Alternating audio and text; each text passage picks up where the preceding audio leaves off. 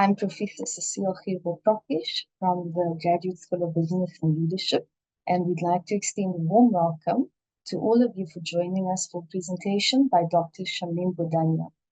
Dr. Shamim Budanya's presentation will focus on ESG is Old HAT, the move to degrowth, a systems approach.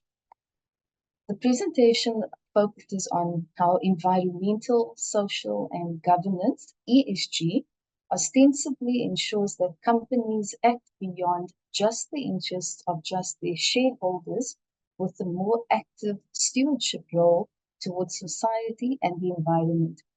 This webinar shows that ESG is a corporate blind spot that is fundamentally flawed and that corporate leaders need to understand degrowth as it will have tectonic impacts on their businesses in the next decade. Before we hand over to Dr. Budanya, I'm just going to briefly go over his bio. Dr. Shamim Budanya is an academic, consultant, researcher, facilitator, and keynote speaker that draws on interdisciplinary research to work with complex real-world problems. His work spans complex adaptive systems, system dynamics, gamification, leadership, and organizational development. He has developed and applied a myriad of tools and methodologies for organizational intervention at both strategic and operational levels for a range of clients across sectors. Shamim has over 14 years of industrial experience, followed by 20 years of academic research, consulting, and training expertise. Shamim is the Managing Director of the Leadership Dialogue, as well as Honorary Research Fellow at the Graduate School of Business and Leadership at the University of KwaZulu-Natal. Please pose questions in the Q&A. I will now hand over to Dr. Shamim Budanya. Thank you, Shamim, and we look forward to hearing from you. Thank you. Thank you, Cecile. Good evening, everyone. It's a pleasure to be here, and I'm looking forward to the engagement. I hope that the presentation will evoke a little bit of provocation, which I suspect it will, and then we can have some engagement. So I do have a PowerPoint, which I'm going to do now. I'm going to share my screen. And if Cecile can just give me a signal when everybody can see it. We can see it, Shamim. Thank you. Terrific. Thank you very much, everybody. Okay, so by way of a roadmap of what we'll be covering today is I'm going to start off with touching on ESG and tying that with risks, and we'll look at some of the global risks as identified by the World Economic Forum.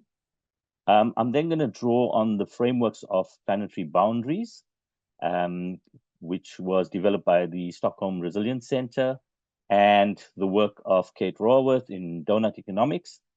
We'll then come back to ESG, and I'm going to be making a provocation that ESG is problematic in a number of ways, and I'm going to use the systems thinking tool of the systems archetype of shifting the burden, and perhaps make the argument that ESG is actually shifting the burden. We'll then almost swing back to the notion of limits to growth. And then finally, we'll move to the idea of degrowth. And I'm going to be presenting almost somewhat of a manifesto for degrowth as being perhaps one of the answers to what we're trying to achieve. So that's a rough roadmap of what we will cover this evening. I would like to leave you with perhaps three big ideas, main ideas. And the first one is that ESG is failing us. And that might come as a bit of a surprise because ESG is all the rage for the last decade or so in many businesses and most businesses. And so it's deliberately a bit of a provocation, so that ESG is failing us. The second is that there are a number of corporate blind spots. And the point I want to make here is that, especially those of you who might be interested, coming from those from the business school environment and from corporates, the idea of the long-term sustainability of an enterprise. And the argument that I'm going to make perhaps is that we have a number of blind spots, and those blind spots actually prevent us from doing the heavy lifting now so that we will be sustainable 15 or 20 years from now if we're still around 15 or 20 years from now.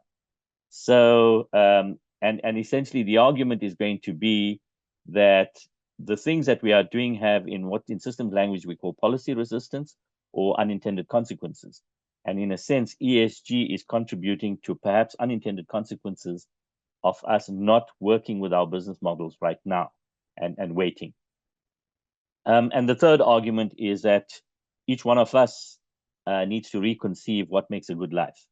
So what is success and what makes a good life? And in one sense, that's also a little bit of a provocation to the academy and the business schools where we teach about what is success and so on. And this is going back to perhaps a little more fundamental about what makes a good life. So the three main ideas I hope you would walk away with, even if you don't agree with me, but at least ponder over these, is that ESG is failing us, that there are a number of corporate blind spots that's keeping us stuck in old business models, and to reconceive what makes a good life. So if I may start off by just looking at ESG, environment, social, and governance. One way of thinking about it is that it's a set of standards measuring a business's impact on society, the environment, and how transparent and accountable it is.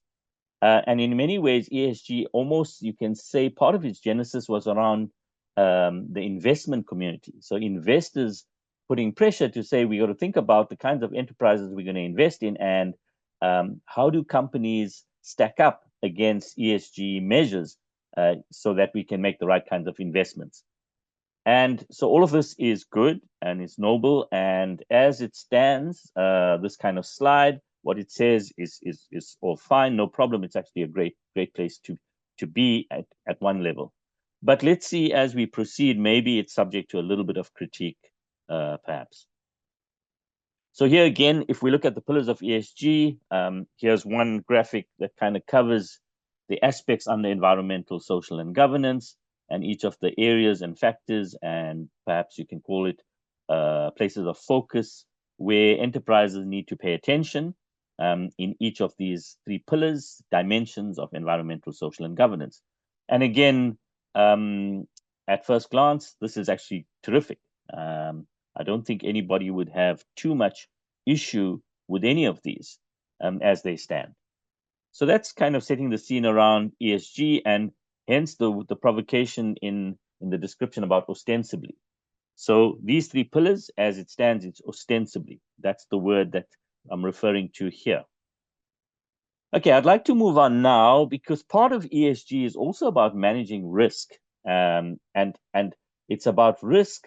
How do enterprises, companies, businesses manage risk into the future so that they remain in business and they have viable businesses into the future, and dare I say, growing businesses and profitable businesses. And so if we take the risk perspective, we may also kind of look at what are some of the global risks that's prevalent. And this work is based on the World Economic Forum's Global Risk Report, and it's essentially kind of a perception survey of some 1,500 leaders in business across business, civil society, governments, as well as a range of some 200 odd experts in different thematic areas. And the purpose of this is to identify the most severe risks that we're going to face in the next 10 years, given the kind of shifts that we are seeing in terms of economic uncertainty, global warming, conflict, technological change, and so on. And so I just want to pull out a few of the insights from this report as a backdrop. So if you look here, this graphic is telling us a couple of things. And the first one is that on the left-hand side, you can see these different risk categories. And this figure is showing us the top 5 risks that the respondents identified in terms of for this year. So that will most likely present a material crisis on a global scale in 2024. So this is a 1 year, this year's horizon, basically. what are the top 5 risks? And as you can see there, ranges from extreme weather to cyber attacks. And as you know that AI and issues around AI has become quite prominent, especially with all of the elections and what it might do and so on. Political polarization, cost of living crisis across many parts of the world. One of the things that you will notice is that there aren't any blues. So the risk category of economic is not in the top 5. Okay, so that's quite interesting, and let's keep that in mind as we proceed. Now, those are the risks that were identified. If you look at severity of risks in the short and long term, the left-hand column is referring to the severity of risks over the 2-year horizon. And you can see what the top 10 are in this case. And here you'll see, again, as misinformation and disinformation is first, and maybe it's got to do with the fact that the role of social media and the polarization and impacts on because we're having so many elections across the globe is probably one of the reasons. But anyway, so here you see that there are 2 under the economic category of inflation and economic downturn. But if you look at the 10-year horizon, you see quite a distinct shift. And in the 10-year horizon, it's largely related to environment. Okay. That's quite a big one. And of course, societal polarization and migration features quite significantly still. So we start to see the perspective around the potential risks that we face in the long term and where the emphasis is. So I think this is just useful, almost contextual information when we start to see what is the role of business when it comes to ESG and its responses. And I want to move on to the planetary boundaries framework, which was developed by a group of scientists and through the Stockholm Resilience Center. And the planetary boundaries were basically, the scientists conducted work using Earth system science. Okay, so based on Earth system science. And they identified those interrelated processes within our complex Earth system, biophysical Earth system, that regulates the stability and resilience of the Earth system. So the important thing here is those processes that actually impact on how well the Earth stabilizes and is resilient to shocks and changes and so on. They've done several iterations of these planetary boundaries. So they started with several, and over the years, there's some refinements. And in 2023, they've listed 9 processes. And I'm going to show you what those 9 processes are in a moment. And given the fact that these processes are interrelated, so we take a systems mindset, a systemic mindset is talking about the feedback relationships between the categories, which I'll show you in a moment. So when we look at these categories, the important thing is not to look at these categories in isolation. So these categories have been identified as the planetary boundaries, but they do impact each other.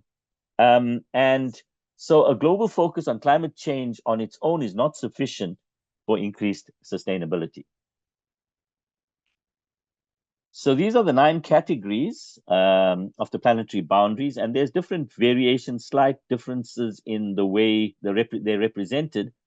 We don't need to go into the detail, but to get the essential message that these are categories, dimensions of boundaries, that if we cross these boundaries, we are at risk in terms of the stability of the planet and the potential for tipping points in social ecological problems. And I'm going to use the word planetary collapse, but I'm using it guardedly because the planet won't collapse, but I'm using the word planetary collapse in the sense of impact on the Anthropocene, on human beings and other living beings on the planet. Okay. So the point, though, is that if we cross these boundaries, the more we cross these boundaries, the more we are at risk of reaching what are called tipping points, and tipping points are nonlinear aspects where a slight change can have huge impacts. So we don't know. What we do know is the perspective is that if we cross these boundaries, the risk of planetary collapse, issues around impacting the stability and resilience is at issue. So if we now move forward, in 2009, they identified these 7 boundaries. We don't have to go into all of the detail. If somebody wants information at the end, I can provide links and so on. So these were the 7 categories, the 7 boundaries.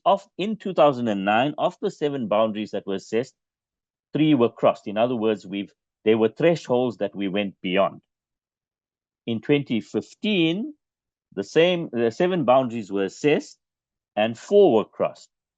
In 2023, it was extended to 9 planetary boundaries and 6 have been crossed. So 6 of the 9 critical thresholds that we face in relation to the planet have all been transgressed, which the key message is that we are at risk of catastrophe if we don't do something around these kinds of areas.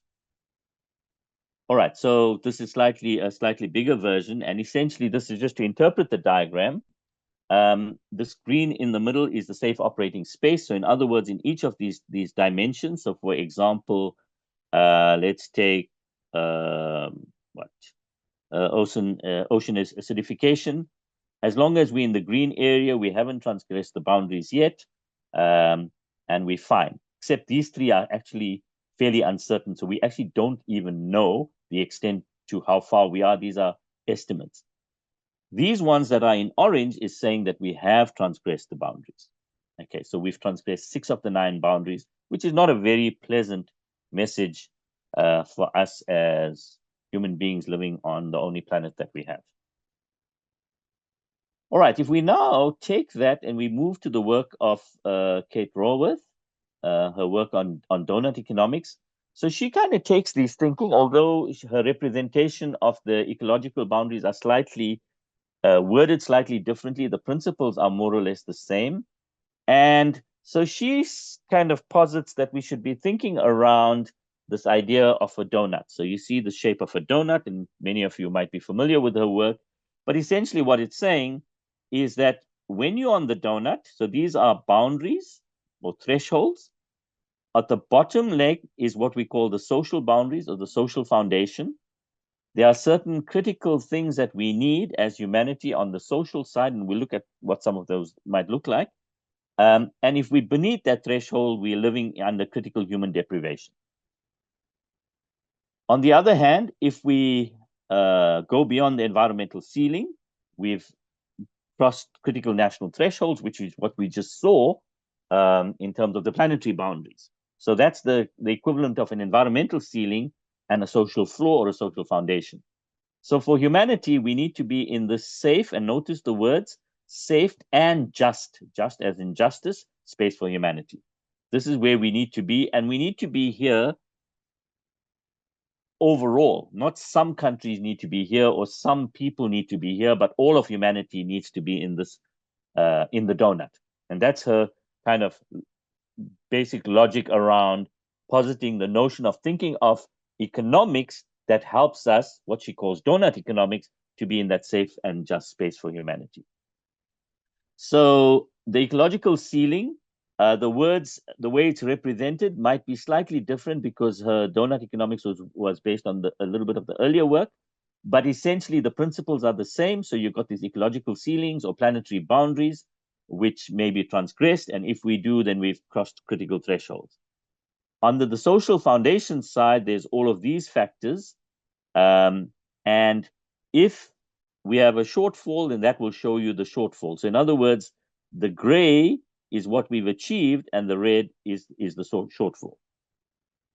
Okay, sorry, it's the other way around. My apologies.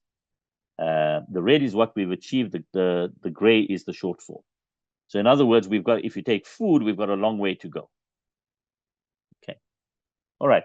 So that's Kate Raworth's donut economics kind of logic, which I think is useful in this discussion in terms of doing the overall framing around where we want to go. And what she's done is she's got this framework, and in fact, her book is largely around this framework of 7 ways to think like a 21st century economist.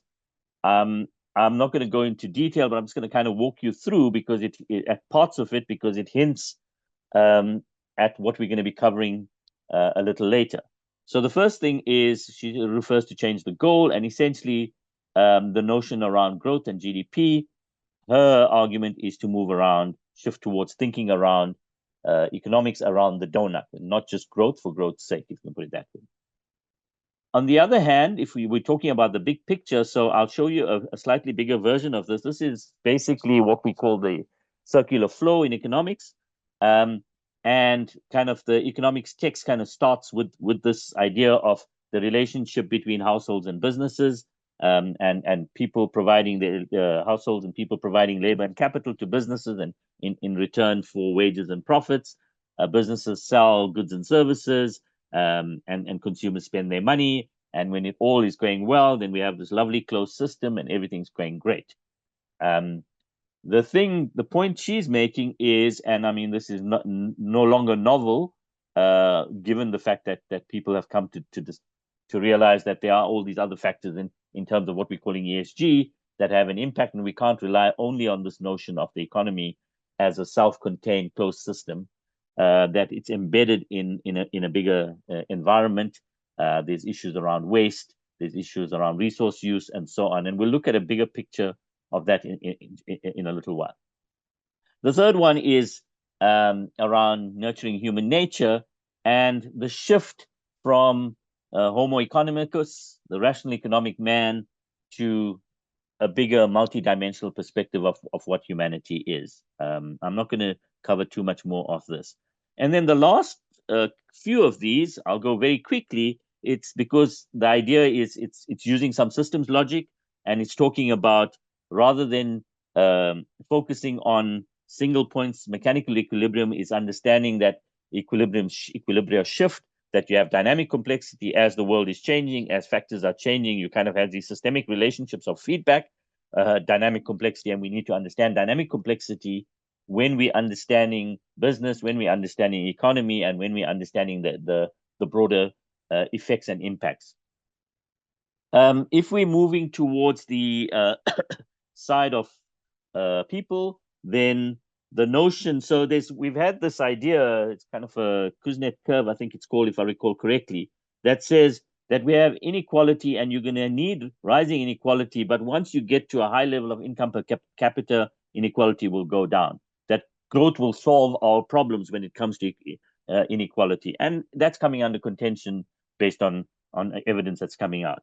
So the notion of being distributive by design. So in other words, the way we organize ourselves, the way we organize society, the way we organize economy, the way we organize our businesses, the way we organize how we live with each other is distributive by design. So you don't have in the inequalities and the hygienic coefficients that we have. Is that kind of logic? The other part is that the movement around that growth will clean it up again. So in other words, you're having high levels of growth that's causing pollution, that's causing global warming, that's causing all of these things, that ultimately growth will clean it up again when we get to a level of growth that gives us enough income to be able to shift and so on. And again, she talks about regenerative by design, and her perspective around growth is, and so essentially the hypothesis is that as a society, we are addicted to growth. Okay. And over the last 3 decades, since Thatcher and Reagan, our economies have become more and more like that, and we've become addicted to growth. And she's saying, well, become growth agnostic. And the argument that I'll be making a little later is that there's a whole body of knowledge around degrowth that's saying, well, maybe we need to go even beyond that. All right. So I've already spoken about this. This is kind of the circular flow, and the donut economics view is saying, well, understand that it's an embedded economy. Economy is not on its own isolated, that at one level, this is common sense, but when we're in business, we kind of quite forget that at times. And that we're drawing on energy, which is coming from the sun. We giving off waste and heat. We know what's happening to the planet in terms of the excess heat. But the important thing that I want to focus on, I mean, we've already covered this, is that this one draws beyond just the household and the market. There's also the place of the state and the commons. And this is something that we don't always pay attention to, is that we can organize ourselves in many parts of what we do around the commons. And that's done successfully in other places. All right. Okay, so that's her argument is that we got to kind of start thinking, shifting our thinking just from a circular flow that's contained and closed towards this embedded economy. Okay, I now want to move towards the GDP blind spot. And if I could just ask very quickly, we can't do a poll, but maybe with your reactions, thumbs up. I don't know if you can do thumbs down. And if I can use a colloquialism, if you don't mind, those of you who think that in our context, GDP is cool, GDP is lekker, thumbs up. If you think it's not so lekker, thumbs down. So I'll give it a couple of seconds.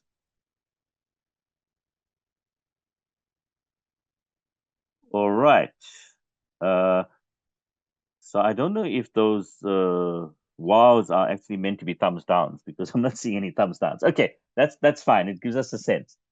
All right. So at one level, this is not new. I think for the last 15 years or so, we know that GDP as a measure is actually not so great. Okay.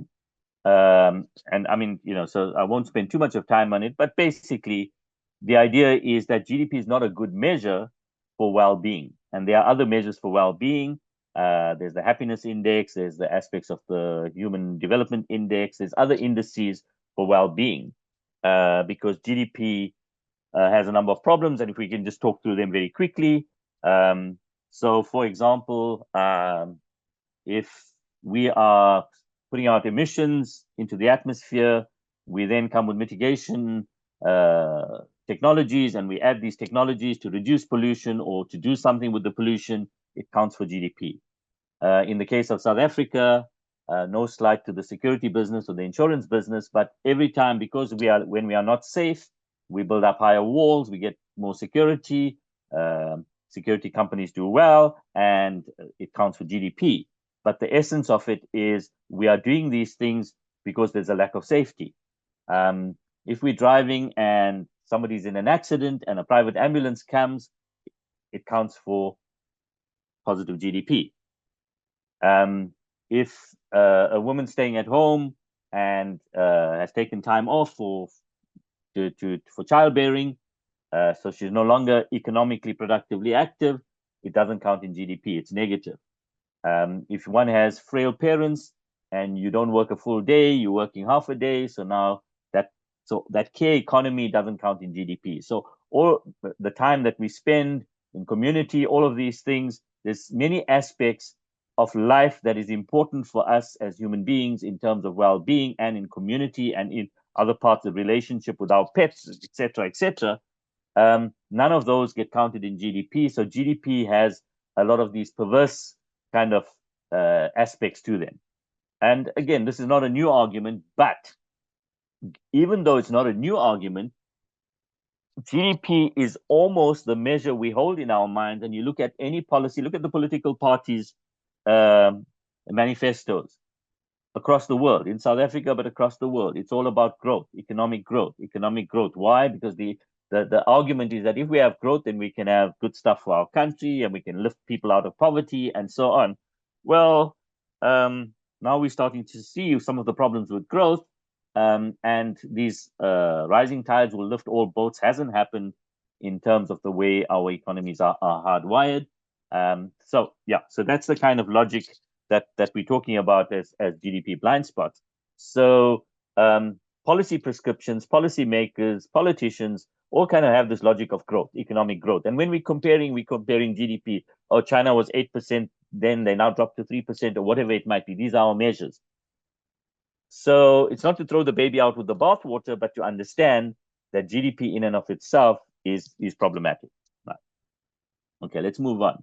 So let's go back to our story around ESG. And we said it's a set of standards measuring business impact on these things, and that's pretty neat. And then we went back, and now comes the provocation I started off with initially. That ESG ostensibly ensures that companies act beyond just the interests of their shareholders with a more active stewardship role towards society and the environment. And the provocation is, well, yes and no. Maybe that's what it comes across as, but maybe it's not achieving that. And let me kind of explore why I'm saying that. So that's, I would argue, is a kind of a corporate blind spot. So we all, at the level of articulation, ESG is great. Nobody can argue with it. That the kind of description I gave you just now, that ESG is meant to give you a stewardship role. The thing, though, is, does it happen in actuality? And what are the unintended consequences of going with ESG? So, as this is a very common refrain, and I'll just put it here, that in one sense, ESG is rearranging the deck chairs on the Titanic. Because what we need as humanity, what we need as the planet, what we need as society is something more fundamental. And ESG is actually preventing us, in one sense, from that something more fundamental. And that's the blind spot. The other aspect to think about is that we're matching kind of two levels here. So the macro level is the kind of planetary boundaries, the catastrophes, human deprivation, all of the things that we see. At the firm, at the enterprise level, we don't see it that way, but we understand that there's pressure for legislation and those kinds of things, which pushes us towards ESG. So there's this kind of creative tension between the aggregate at a global level, which is the arguments I'm making here, but it does translate to the firm and enterprise level. And that's what I'm trying to work with. Okay, so I've got a couple of, here's a quotation that I'd like us to go through. And it says that with ESG as an important component for business growth, it can pay to understand what ESG is, where your business can adopt it, its principles, etc., and how it can benefit your organization. The second part of the quote, an ESG strategy helps in showing that the company is reducing risks and adapting, for example, their manufacturing processes to meet future environmental legislation, which make the business a good bet for longer-term growth. So here's the point I'm making, is that ESG ostensibly is all this lovely stuff about, so we don't transgress, we global warming, we handle global warming, we deal with social deprivation at the aggregate. But when we come down to the enterprise level, actually our framing changes. And our framing is largely around, so ESG for growth. But growth is partly the issue we need to deal with. The other side of it is that it's about managing risk around the potential legislation, because, for example, we know in the EU and other parts of the world, they're becoming more stringent with certain kinds of environmental, social, and governance legislation. So the response is actually one at a much more shorter term around the business rather than the more fundamental shift that we need overall. Okay, let's keep going. So the other one is this, is that if we look at the, here's a description that I've taken from Fitzgerald, Cantor Fitzgerald. If we look at what ESG is in relation to sustainability, and that's the other part of the corporate blind spot that I want to talk about, is that ESG is a term used in investing that sets criteria for how investing companies are addressing investee companies are addressing the ESG, environmental, social, and governance, and so on. Okay. And so it's about how the companies are addressing these and the company's ability in terms of their specific risk and specific criteria. If you look at the idea around sustainability, their perspective is that it's much broader, and it's about maintaining a balance of environmental, social, and economic system. So there's two parts to this. Why am I kind of belaboring this? At one level, it looks, it's because we conflate ESG with sustainability. And that's the blind spot. Because ESG is much narrower, and it's dealing around limited risk, limited areas around environmental, social, and governance. And it's not the bigger sustainability around the critical thresholds that we are facing. So when we conflate ESG and sustainability, that's another blind spot that we are seeing, because we think that all's okay and all is cool when all is not cool. Okay. So now we come back to these three pillars that we looked at. And again, this is, at first glance, this is great. And one can't argue with it.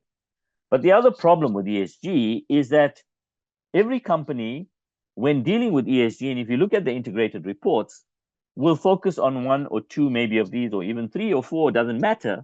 The point is these are looked at in isolation, fairly localized, and in one sense, it becomes the equivalent of greenwashing. I'm not challenging the bona fides of many companies who have their heart in ESG, but the point is that's where it lands. Because ultimately, if we're talking about sustainability, we got to deal with all of these things in integrated ways. Some companies will focus more of the, so it's an issue of which factors, number one, and secondly, where the weightings are. So am I putting more emphasis on environmental? Am I putting more emphasis on governance? Am I putting more emphasis on social? And which one of these? So again, this almost is a cry for ESG to, if I can say, be salvaged as an appropriate framework. It's a cry for a systemic set of relationships around these things. Okay. All right. Now, if we go to ecological economics, their perspective around ecological economics is that here's a quote that says that the assumption that we make is that the only alternative to economic growth is social collapse. And this still has a pernicious hold over economics, politics, and public attention. So this is about mindset. It's about our orientation. That we've become so socialized through our education, through our engagement, through corporate spin, through our media, through the water that we swim in, that we totally oblivious that we're swimming in the stream of a extreme toxic form of capitalism, and not a form of capitalism that's useful to us. That the neoliberal perspective, and mainstream economists, business leaders, and commentators still prefer to debunk the limits to growth than to face up to the possibility that we may not be able to expand our economies forever. And that's the provocation. So I'm hinting to the limits to growth. I'm going to talk about the study in a little while, but this is also more general, that every system cannot grow forever. And this is a basic systems thinking, system dynamics principle, that as you have exponential growth, or as growth increases, at some point you're going to hit limits. And we're facing that right now with what we saw with the planetary boundaries, but was anticipated much earlier, and in 1972 by the Club of Rome in their limits to growth. But we'll pick up on that shortly. Okay, so essentially the storyline is that as we are as businesses, ESG is merely delaying what we need to be doing. So as much as ESG has noble intentions, the argument and the provocation I'm making here is that ESG, in one sense, is harming us because it's delaying the inevitable. Because it's delaying us and we are staying, it's extending business as usual. We are not making fundamental shifts in how we do business and what our business models need to look like. So the pathway we need is, if on this cartoon is showing us, is systems change, systems level change. So the original of this cartoon had had climate change, and I'm extending it in terms of this discussion, that it needs systems level change and moving away from business as usual. Otherwise, we are hurtling down a cliff. That's the idea. And here's another critique that says, and those of us in business schools or associated with business schools, this actually partly ties back to us, and those of us that are managers in corporations, or those of us who consult to corporations. We all kind of get ourselves in this sense where members of the managerial class in charge of the largest corporations and bureaucracies appear too wedded to the status quo. Recognizing the unfolding processes of societal collapse might be too challenging to the systems which they administer and benefit from.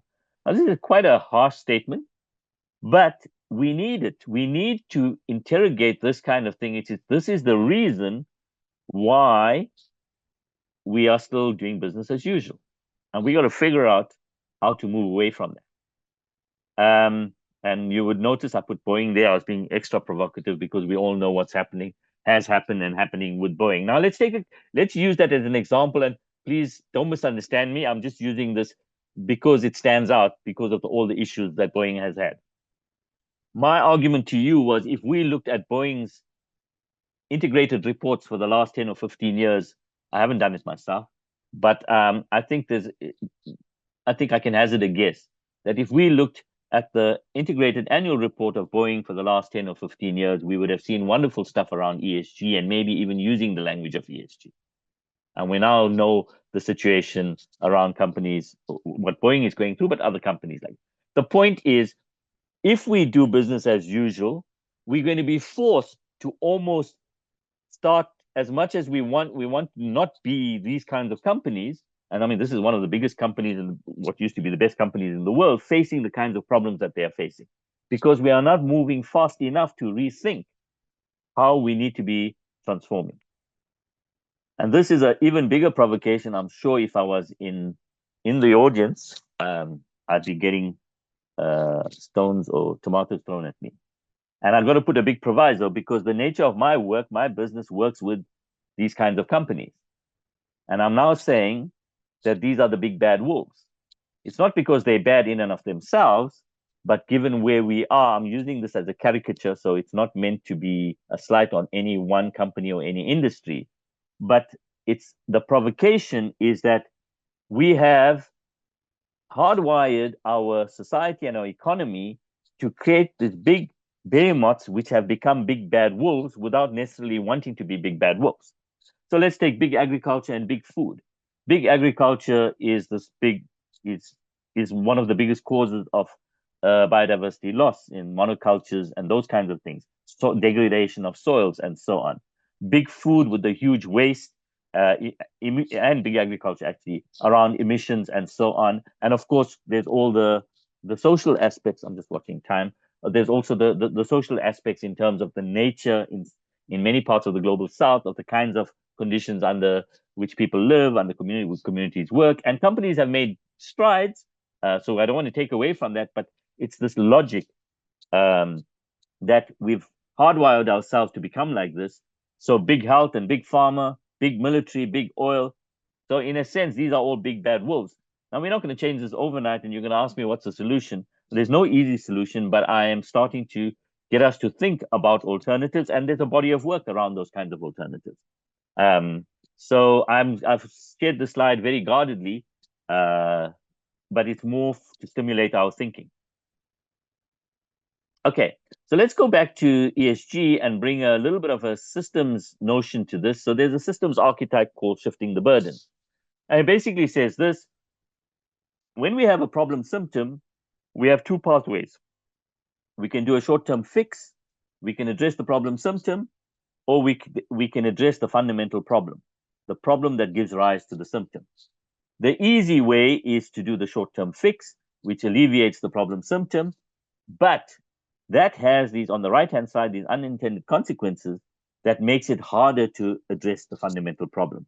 And in one sense, I think that's what ESG is doing. We know the problem symptoms. The problem symptoms is we've transgressed the planetary boundaries, we have social deprivations, we have high levels of inequality, we have extreme weather patterns, we have all of these problems, we have huge migration issues, we have all of these problems. And ESG, in a sense, I'm suggesting, as noble as it is, becomes a short-term fix and is merely delaying the inevitable. And the unintended consequences is we're not going to deal with the fundamental problem. We're not going to fundamentally restructure how we think about society, economy, business, the world. And what that means is that that problem symptom is going to come back and bite us again and again and again. So we're going to have these recurring problems. So here's another version of that. So we have a problem symptoms. This is now bringing in the systems thinking feedback loops, where you have the problem symptom and you have a symptomatic solution. And essentially what this says is that the more of the problem symptom you have, the more of the symptomatic solution you apply, the more of the symptomatic solution you apply, the less of the problem symptom you have. In other words, they move in opposite directions, and the B says it's a balancing loop. It brings it back into balance.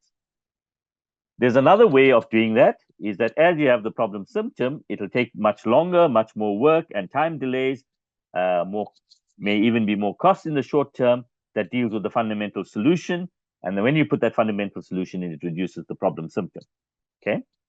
But if you go there, it's also a balancing loop. It's getting rid of the problem symptom, but it's more enduring.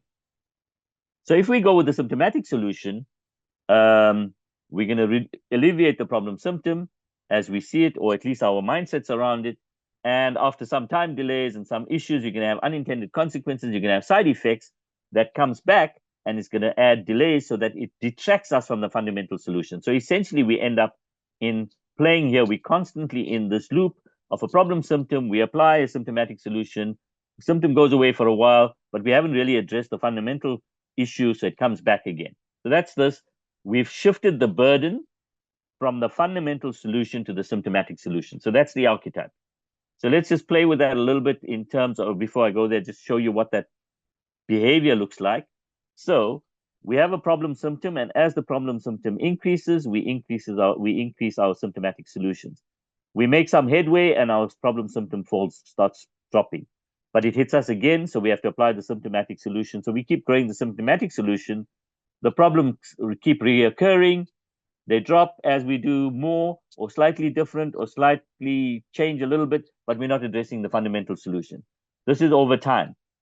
What it is doing, it's making the fundamental solution harder and harder and harder to achieve over time because we're detracting from it. Okay, so from an ESG point of view, we might say like this, that we have planetary and social distress. Our symptomatic solution is ESG. It balances that. It helps us in small moves kind of get to the sense that we're going to remove this. We're going to be dealing with aspects of environment, a little bit of reducing carbon emissions, some carbon credits, all of that kind of stuff, all good stuff, but not long-term enduring because we haven't changed the fundamental economic and business model. And after some time delays, what some of the side effects are is that we get, as this happens, we get optimistic around technology. Technology is going to solve the problem. We just have to get growth to a higher level so that we get enough income to be able to apply. We can get new technologies.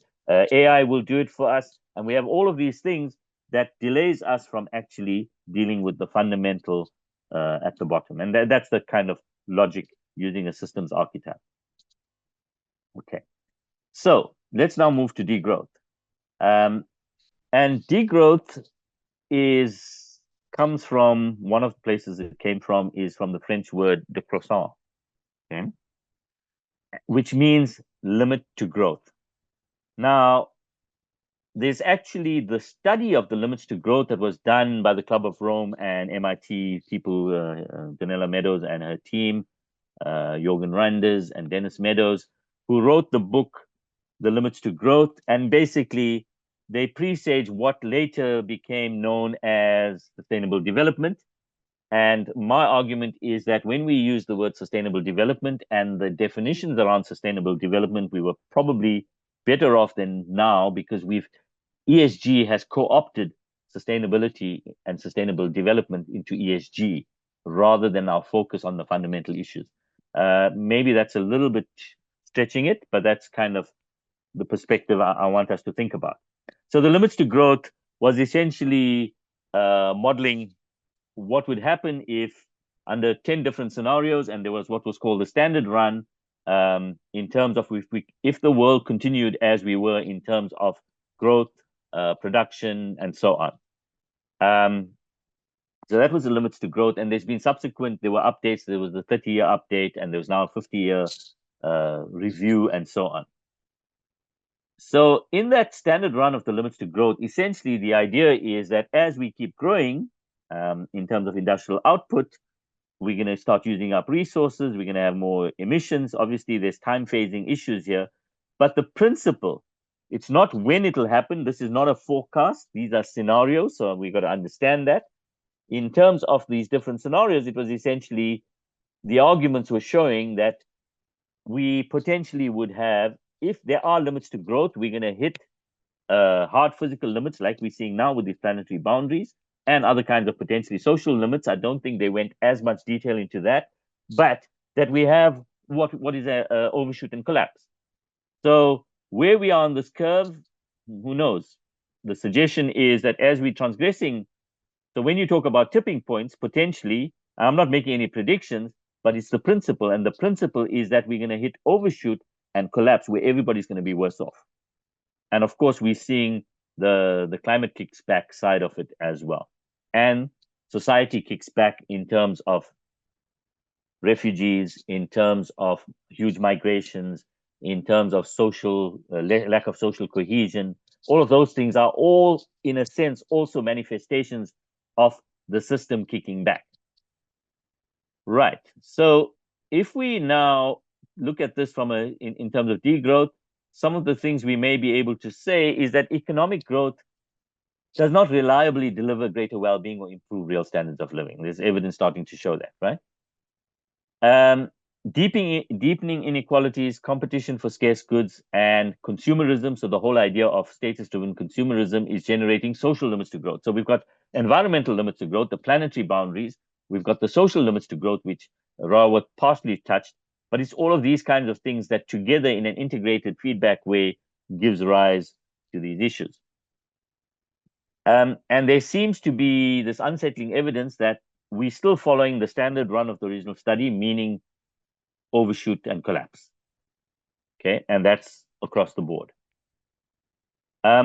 We might in Q&A, maybe we'll come to this. This is around decoupling, so I'm not going to talk to it now. I'm just going to move on. And essentially where I want to kind of land is that there's a perspective around degrowth and degrowth dynamics. And I'm saying this is one way about thinking and a manifesto for systems level change. So I'm going to offer some perspectives around what degrowth, and I know I'm going to get a lot of kickback about loss of jobs and all of those kinds of things, but we can talk about it. So there's a scholarship around degrowth. So I'm just kind of highlighting some of the aspects around perspectives of what degrowth might cover and so on.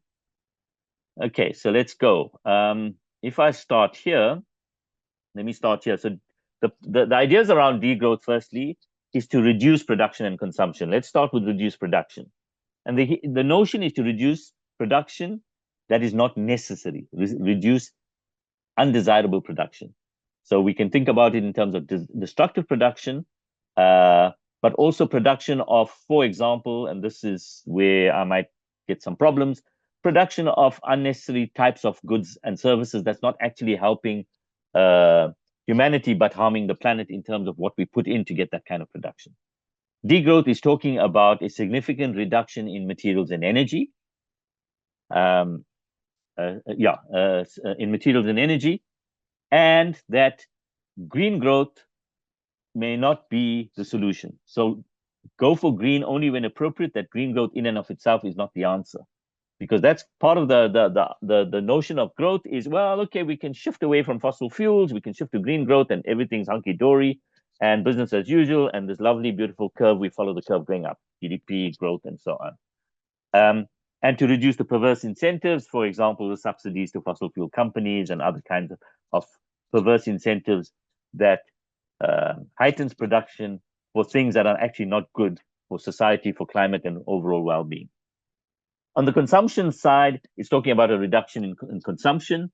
And here it's also in relation to things like luxury goods. I'm talking ultra luxury goods. The notion of planned obsolescence, we got to stop that because products are designed so that they break after 2 years or 3 years and so on. The focus on repair, reuse, recycle, upcycle. So our whole consumption is shifting the way we structure ourselves and our economies to reduce consumption. Right now, much of what we do is about increasing consumption, our marketing, our promotions, our advertising, everything is hindered around, we want to sell more. And I mean, yeah, I know I'm going to get kicked back on this, but that's the degrowth perspective. Degrowth is also talking about where do we get, it's this word convivience. It's about focusing on where we get meaning, purpose, the notion of community, conviviality, autonomy, resilience. And in this convivience is things like reducing working time. So the focus is on quality rather than quantity, and it's better instead of more. And if we think around it, that quite often many people, given the way we structure our societies and our economies, we're constantly chasing growth, and we're constantly working more and more hours, and we lose why we're here in the first place. And this idea of convivience, that notion. To deal with some of the social issues, the societal stuff is universal access. So universal access to basic services, to housing, to health, education, transport, mass transportation systems to reduce the cars, access to internet and data. So the degrowth movement is saying that you have to have a level of universal access for everybody. The idea around localization. So we've moved to globalization, we've integrated our economies, we saw all of the benefits of that, but now we're starting to see the harm of that because of the huge transshipment, global supply chains, and the impact that it's having, for example, on the environment, on societies, and so on. So the shift towards more localized production and consumption, reduction in packaging, drawing on the commons, drawing on regenerative perspectives, and also community and using community, kind of taking the mindset away from big is great to small is lekker. Schumacher called it small is beautiful. That idea of localization as a counterpoint to globalization. It's not say you suddenly isolate yourselves and become, draw the Lego walls, but it's saying we got to restructure how we do our businesses and so on. So the big bad wolves have to kind of change their way of how they do business. It's not that they shouldn't be in business, it's how they do business. So for example, let's take big food, right? Big industrial food production is harmful to the planet. It's harmful for biodiversity. It's harmful for emissions. It's harmful for health. So while we are now, and the big food now need to start thinking about, well, this is not a sustainable business model. In 15 years, we actually need to have a radically different business model. It's not to say that we're not in food. It's just how we do food, how we work with it, and so on. So, for example, this idea of I'm just watching time. I must get to a close soon. Localization. There's an example. Actually, I watched a YouTube not so long ago. Beautiful one. I hope if I find the link and somebody's interested, I'll send it to them around localization. And the gentleman there was from Spain, and he gave some stats around how in the past Spain is a big producer of oranges, but Spanish oranges are not in Spain anymore. Spanish oranges get exported to the UK, Germany, and other parts of Europe. And where does Spain get their oranges from? South Africa. And if you look at the quantums, the magnitude of imports and exports of oranges are almost the same. Now, if you do a study, you'll find many products and services, because of the way we've structured our economies and the huge transshipments, it's actually, if you stand back and you think about it, it's a no-brainer. Why are we doing this? Why would you ship thousands of tons of a product to different parts of the world and then reship them back to other parts of the world and sometimes back to the way they came from? That's a perverse incentivized mechanism of profit and rent seeking that we can do without. So it's not to say that we can't do, we must still do business and so on, but how we do business needs to change when we're facing these kinds of thresholds and potentially tipping points. Then it's about equity. So degrowth, the degrowth movement is also about equity. So the whole issue around global north and global south. And here, this is going to be a tricky one. The argument is that when you say reduce production, you don't say reduce production across the world. You're saying you're reducing production in the developed economies, especially for goods and services that are not really great for human well-being or planetary well-being. You still need levels of industrial production, which will still have some levels of emissions and so on in the global south. So it's not a one size fits all, it's a kind of a rebalancing of how you do it. All right, so equity around global north and global south, social equity between people, levels of food sovereignty, so local peoples having food sovereignty and food security, which gets lost through the way we've structured our economies in a growth economy, the focus on equity at the level of community, individual levels, the impacts on Gini coefficient, and there's also a decolonization argument under equity. And then we can see there's a big movement around regenerative agriculture. I've labeled this regenerative plus, meaning, so a big part, soil health is such an amazing resource that we've destroyed. We don't pay enough attention to it. So regenerative around soil health, so protecting our resources, land, water, air, etc., using the idea of a regenerative mindset, stewardship, the notion of resource sanctuaries, meaning we just cap them, we don't pull anything out in certain parts of the world. in terms of natural resources. Here's a provocation to myself and our business colleagues who teach business. I think we almost get framed by the dominant growth perspective. And in business schools, we kind of teach it, we promote it. We see growth as good, even if we don't say it explicitly. It's probably, and it's essentially, I'm saying we must challenge our fundamental assumptions that more is more, less is more. The growth, the mantra of growth, we need to challenge we need to start bringing it. So, for example, here's a very quick example.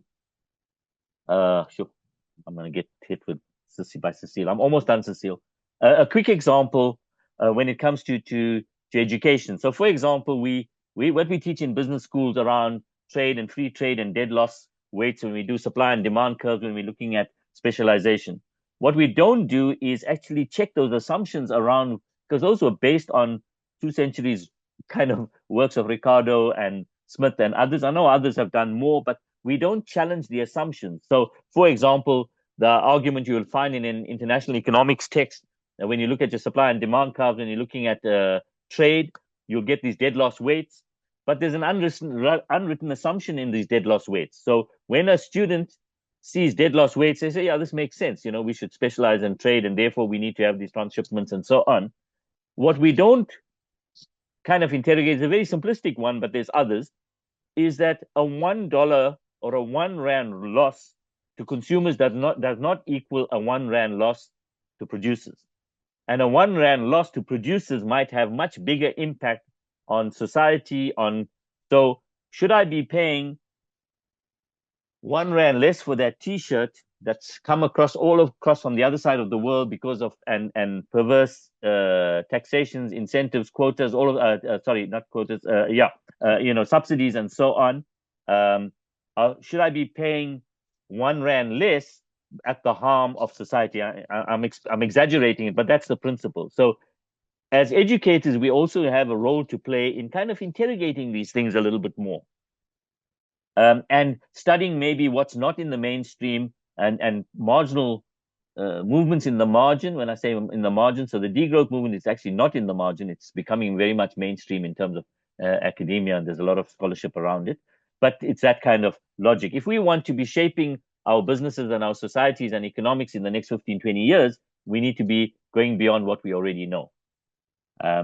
So this is kind of looking at the different aspects of degrowth, and I've called it a manifesto for systems level change because it's also the integrations between these aspects. And then I finally just want to end with these 2 images. So these are some really good names, by the way. Jason Hickel, Georges Carlos, Tim Jackson, etc. In terms of degrowth, there's a lot of scholarship that they themselves have done, and many others.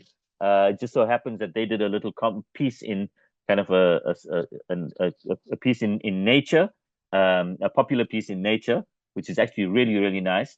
And they showed these 2 pictures, which I thought is amazing because many of us don't have these notions in our head. So when we talk about affordable housing, we have a picture of an RDP house or shacks or something like that. And so here's a picture at policies that support degrowth is also about the provision of high quality, affordable public housing, such as this one in Vienna. I mean, this is just an illustration. So it's about also reconceiving how we live, how we think, and how we think about these things. So that's in relation to affordable housing. And another image that they have is this one in France of public transport. Now, public transport, affordable, accessible, universal access to public transportation is a big part around the degrowth movement. And here they identify it's one of almost 100 places worldwide offering free public transport. Yet, when we kind of caught in a neoliberal frame, we can't imagine that. But who's going to pay for it? How's it going to be covered? It's going to be trashed. People will vandalize it. And people don't appreciate what they don't pay for. All of these things come into mind. But here's some examples of showing, well, there are other ways of conceiving the world and for us to think about it. So thank you. I think that's where I can stop. I'll stop sharing. And Cecile, over to you. Thank you, Shamim. Thank you so much for your most engaging and relevant presentation. You've really exposed us to a lot of topics, and I especially enjoyed the systems thinking concept. So I think what we're going to do now is go straight into the Q&A session, and I'm going to just ask you, First one from Prakash. How does donut economics address the backlog in living, health, education standards between the global north and south? The global north are quick to prescribe stats that apply to the world standards, having caused these issues in the pursuit of economic wealth and profits. Thanks, Shamim. Okay.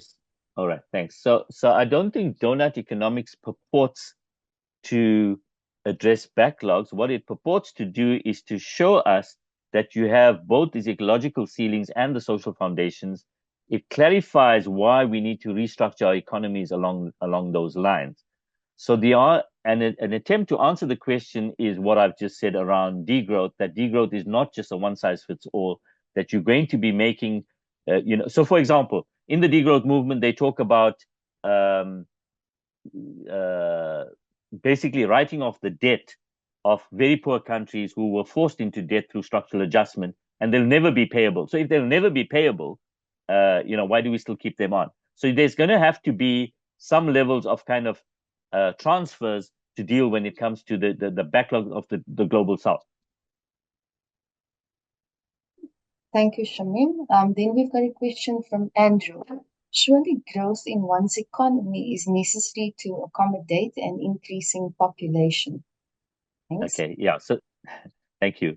So yeah, that's the kind of classic one that we have to deal with. And at one level, yes, but another level is not. The issue is not the population itself, it's an inappropriate allocation of benefits.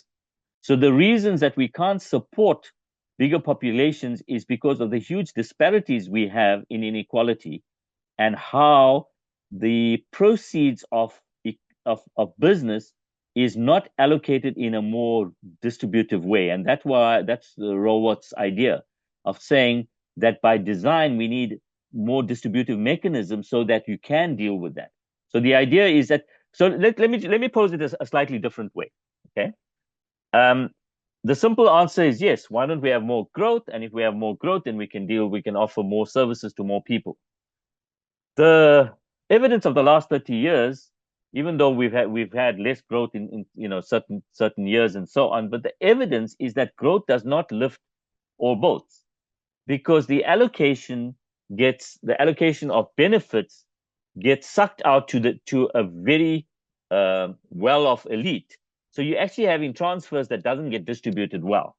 And that's the storyline. We need a more kind of a better distribution of the benefits that can then support bigger populations. In fact, populations are starting to stagnate in many parts of the world. Sure, there are, a population, we've had population growth, but the issue is not population in and of itself. And this is where the systems idea comes in. We got to look at the interrelationships between all of the aspects. So the provocation is simple. If we say we need more growth so that we can deal with increasing population, well, the more growth is going to get us to critical thresholds that's going to impact in ways that even you're going to have limits to growth. So you're not going to have the growth forever, and you're going to have huge impacts on how we do business, how society gets impacted, and the need. So let's take, for example, extreme weather patterns, where you have floods and you have droughts. That's going to impact both the populations, and the needs for those populations are going to be even more. So growth ain't going to solve that problem. It's going to exacerbate the problem if we hit the critical thresholds. And the second part of that is it will potentially also impact in many parts of the world the actual benefits of growth. They just almost cancel themselves out, if I can put it that way. Shamim, there was a similar question from Spamandla about how is population a limit to growth? Is there anything else you'd like to add? No, I think we've kind of covered it. If you take the interrelationships, yeah, I think we've kind of covered it. Okay, so I'm just looking here. This is let's just add one to that. A bit of a, so if you're going to have populations that are not living well, that are in utter deprivation, you're going to have a population that kicks back. So you're going to have infrastructure problems. You're going to have you're going to have social fragmentation, all of those kinds of things. And so that's an adverse effect if economies are not restructured to deal with the societal divisions that we have. Okay, thanks, Shamim. I'm just going to switch my video off for a bit because there may be some internet issues, but I'll continue asking the questions. Okay, so the next one is from Zama, and Zama is speaking about ESG greenwashing hypothesis. At a basic civic level, how do you imagine ESG impacting life in South Africa? And what can be done at the lowest level if neoliberalism government are perversing equitable life and global demands for an inclusive, upward moving society? Thank you. That's a big question. I'm not sure I can address all of it here. I'll try to just kind of give a short answer. I don't think as we stand, ESG as we know it will deal with that problem because of what I'd said earlier around ESG and the way it's applied and so on. So I don't think ESG is the answer, and hence I'm saying ESG is actually contributing to the problem because it's delaying the inevitable, that we have to deal with the bigger issues, the fundamental problem of planetary issues. So if you take the Robert's donut, the fundamental issues that are getting us to transgress the planetary boundaries and to fall below the social foundations, which we are in a very, very big way. And I don't believe that ESG can do that for us as we stand. We have to restructure, and that's the argument in the last slide around the manifesto. Okay, thanks, Shamim. There's a question from Prof. P.S. Reddy. You highlighted several risks in your presentation that has international relevance. If one has to apply it to the South African context, where do we stand, or what is the current state of play, and what needs to be done to address these issues? Okay, so I'm not sure. I'm just going to try and find the slide around it. So I'm not going to share the slide, but I just want to give me a second. I just want to kind of get so I know I'm understanding the question properly. So the question was that the risks that were shown were largely global level, and where do they apply in the South African condition? So if I take the top 5 risks that were shown, we've already seen, I can't say this scientifically established, but I do think what we've experienced in the last year in terms of floods, in terms of what we're seeing, there are erratic weather patterns. So I don't think we're going to be immune to that. And I think sub-Saharan Africa has been identified anyway to be subject to erratic weather patterns. So the risk of extreme weather, I think, is there. AI-generated misinformation and disinformation, I think, applies as much as it is to globally to South Africa in a very big way, because we are already a polarized community. So I'm not just using AI-generated, the way social media algorithms work, as we come to know, is that they do contribute to polarization, and then you top that with AI-generated misinformation and disinformation. I don't think we're immune to that at all. Societal and political polarization, well, we're almost a classic case for that. Cost of living crisis, we're certainly there. Cyber attacks, I don't have enough knowledge to say what's the situation in South Africa. So in short, to answer that question, I think those risks apply as much as they do, bar the last one, which I don't have enough information about. I know there are cyber attacks, but I don't know enough. Yeah, thanks, Cecile. Okay, Shamim, there's a question from Avikar. Degrowth scholarship tends to be a scholarly focus in the Western world. Are we seeing uptake of degrowth thinking and implementation in developing countries and in Africa? So again, I can't tell you too much about the academy in other parts of the world. I've been studying kind of the big names in degrowth, but the perspective is definitely saying that you need to bring in. So let me put it slightly this way. Actually, there is, because there's a part of the degrowth movement that refers to decolonization, and the notion of agency at for indigenous communities and so on, and bringing that to bear. So in that sense, I think the degrowth scholarship, it does take that into account. I think there's much more work that can be done in relation to that question. Okay. There's a question from Dhamma. Could universal goals by corporates, BDWs, collectively merge ESGs to meet local needs practically and beneficially? Sorry, Cecile, repeat that again, please. Okay, My apologies. Yeah. okay. Could universal goals by corporates collectively merge ESGs to meet local needs practically and beneficially? Okay. It's actually a very interesting question. I hadn't thought about it, and so philosophically, I think it's an interesting question. Is can we get corporates to kind of coalesce around a set of goals that's in a sense taking ESG to almost a bit more seriously, looking at the interrelationships and looking at it much more broadly. That kind of is it possible? I think it's an open question. I find it very difficult, I think, for corporates to come around to that. How do you kind of get different corporates to coalesce around it? But I won't take away from the fact that it's actually a question worth considering and pursuing. Yeah, so yeah, I can't add more to that, Cecile. Sorry. Okay, thank you. There's a question from Sitimbile. How should mortgage lenders consider and address climate-related risk in their lending decision?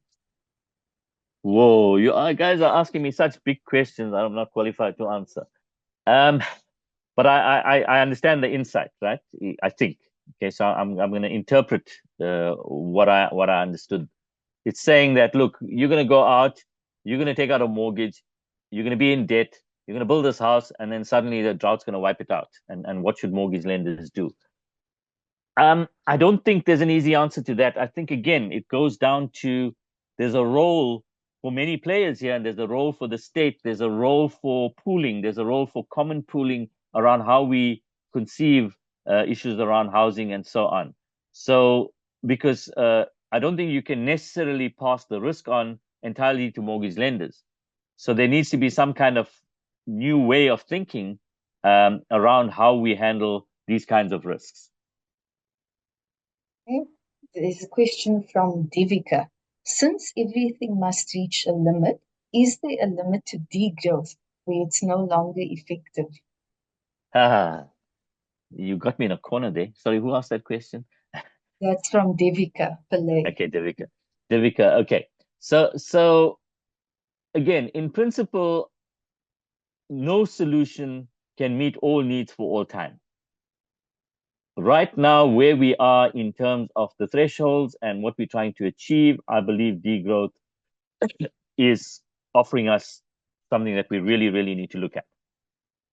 There will come a time, so if degrowth brings us back to a new kind of equilibrium, maybe we can find innovative ways to do things. So rather than unbridled growth, maybe this kind of thresholds of growth, kind of bands of growth that might come back to play, or different ways. I don't know. I'm just kind of exploring the thinking. Thank you.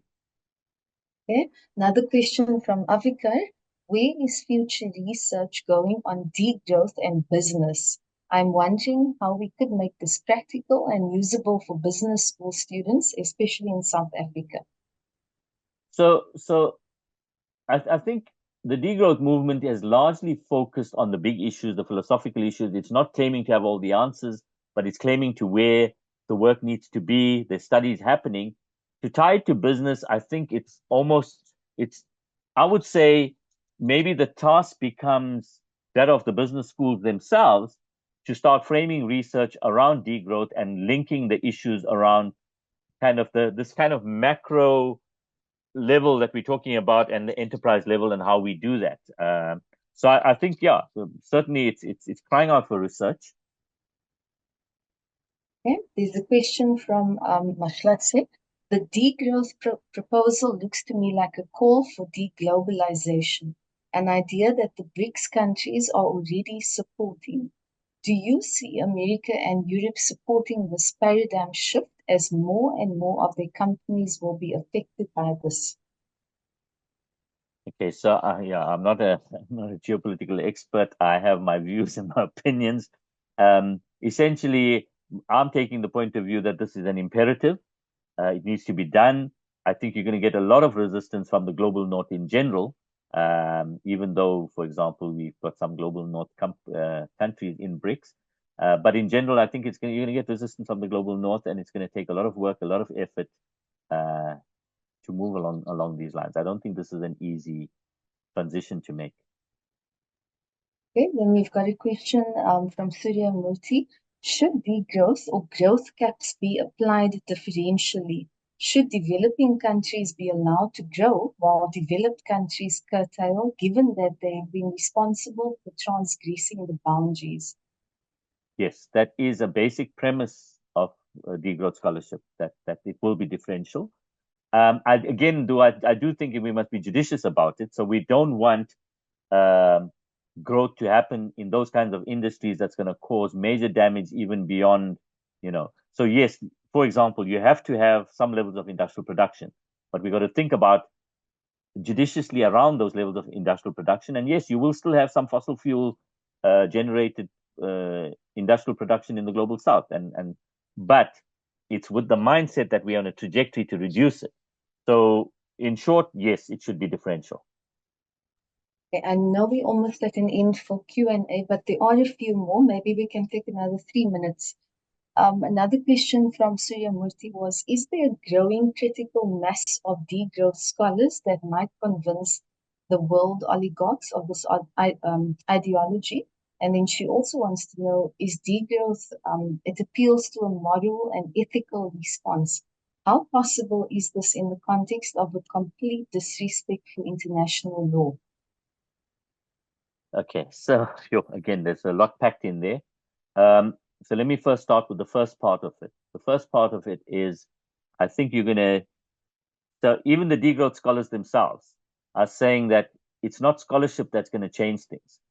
You also have to have kind of movements at community level, grassroots movements, combinations, drawing on a whole range of perspectives. It's not scholarship alone that's going to do it. So that's the first part of it. That it's a moral and ethical stance, yes, it is in many ways. The other side of it is that it's almost now, if one goes with the argument that we've transgressed these boundaries, that we are on tipping points, that we're starting to see the evidence of it, it becomes more than just moral and ethical. It becomes almost a survival. Aspects of it becomes survival. And that's at the individual level, but even more so at the enterprise level, to understand that we ain't going to be in business if we don't fundamentally change things. The question about international law, that's a much bigger question. I think we're in serious trouble. All of the things that we've come to hold dear around, and we teach at universities around institutions, around democracy, around the rule of law, around strong independence, around all of these things which we've come to hold dear. And I believe that they are true and appropriate. Unfortunately, in practice, they are being damaged. They are not being applied, and so we have a very, very skeptical global south and other parts of the world. Okay, there was a question from Shamaine. WEF perception. Has there ever been research into whether those perceptions have been accurate?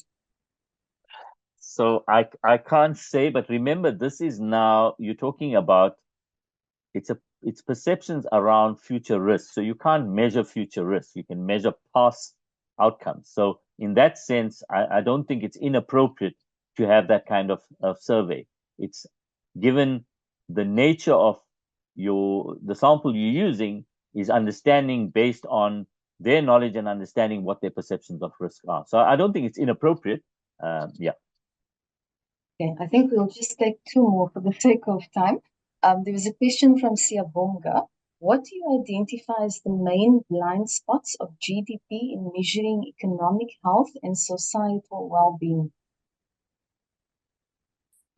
So I think I thought I touched on it, giving examples, but basically, let's take 2 parts of it, right? The first part are the perverse sides of GDP. So in other words, those parts of GDP that is actually known, when I say GDP, the activities, for example, when you do high levels of industrial production and you spewing out greenhouse gases, we know that those harmful aspects are not factored into GDP. Okay, so there's that side of it. So, and that's just one example. It's the idea of the harmful aspects of our economic activity that doesn't get counted. It gets compounded by, the mitigation for those harmful things get counted into GDP. So that's the problem number 2. And problem number 3 is the fact that GDP, in one sense, is the proxy for the idea of growth in and of itself. And this whole argument tonight has been about the limits to growth and why growth is problematic. And that includes, because the question was asking particularly around the societal side, includes the harmful effects on society. Okay, then there's a question from Prof. Kabanda. Have there been empirical studies on what creates an attractor or a point of convergence of the ecological ceiling and social foundation? And how thick is the safe and just layer? And how can we sustain the stability of its thickness? Sure, you're going to read that again. I don't think I can answer it, but I want to hear it again. Sorry. Okay, maybe I'll start with the first one. Have there been empirical studies on what creates an attractor or a point of convergence of the ecological ceiling and social foundation? Okay, so I'm not sure if I can answer that. I will point the questioner to the Stockholm Resilience Center, where that work largely comes from, to see that. Yeah, I can't answer that directly. I don't have enough knowledge of that. Okay, and then the second part, I'm not sure if how thick is the safe and just layer, and how can we sustain the stability? Okay, so let me kind of just look through the model so I understand I'm interpreting the question correctly. Okay, so we're talking now the donut economics, I presume. Okay, because all right. So when it comes to let me answer it this way. So remember I gave you 2 frameworks, right? It's the planetary boundaries and Kate Raworth's amongst the other frameworks, but the ones we're talking about now is the donut economics. So the planetary boundaries essentially said there's nothing safe. Once you cross that threshold, you're basically in very uncertain territory and you in red territory, and you're likely to have harm and you're going to have tipping points. Okay. So in other words, you don't cross that environmental ceiling. So okay, I think I understand the question a little bit. What are those? I think when it comes to the environmental ceiling, if you're taking the donut perspective, I don't think we can say that with any level of certainty. The risks once you cross the threshold is, I don't think there's a wide band, but again, that's I'm subject to correction. When you're dealing with the social foundation, I think that's more a matter of interpretation. So what that band is, we can't really say. So remember that one level you're talking philosophically, in principle, what it is, and another level of what it actually is. Now, if you go to Raworth's book, she actually has a table where she covers those social foundations. And she actually has, for some of them, she actually has measures for them. So you can explore that there. Okay, thank you, Shamim. There were a few more questions, but unfortunately, due to time constraints, we can't get to all of them. But maybe we can send them to you and there could be a way to engage further. But I would just like to thank you so much for taking the time to actually present this very interesting and relevant topic to us. I especially enjoyed the systems thinking principles and concepts and your provocations, of which there are many for the business world, for us in business schools, for the university, and also for challenging us in terms of how we do business and just explaining, but also it was almost like a case study demonstrating to us about the systems thinking principles, especially unintended consequences, having a systemic mindset, not seeing things in isolation, how one thing impacts another, and interrelationships, and then also just I think enhancing our understanding in terms of how this topic is so relevant to management, commerce, the business world, and our universities as well. So I would really like to thank you so much for your insights, for everything that you shared with us. I also want to thank our Executive Director and Dean and Head of the School, Interim Professor Colette Miller from the Graduate School of Business and Leadership. The PR team, Mungile and Hazel, thank you for organizing this and for all the arrangements. And to all of you who attended, I noted that we had close to 140 participants, and that was really amazing. So thank you so much to all of you for being there. And thanks again, Shamim. Thank you. Thank you, Cecile. Thank you to the audience. Thanks for the engagement, and thanks for putting me under the whip here. And Right. you've put us as well. Thanks, Shamim. Thank you, everyone. Good night.